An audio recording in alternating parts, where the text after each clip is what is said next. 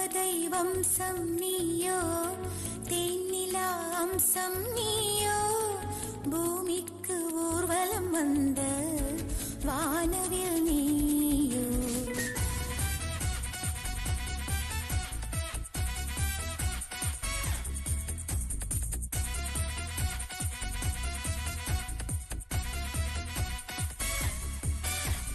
வாழ்வின் திசை மாறும், பாதைகளும் மாறும், நட்பு அது மாற்றமின்றி தொடருமே.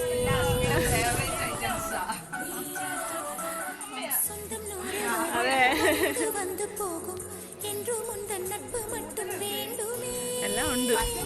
അതെ, മറ്റൊന്നൊക്കെ വെച്ചിട്ടുണ്ട്. നമുക്ക് സ്ഥലം ഇല്ലാണ്ടായി പോയി.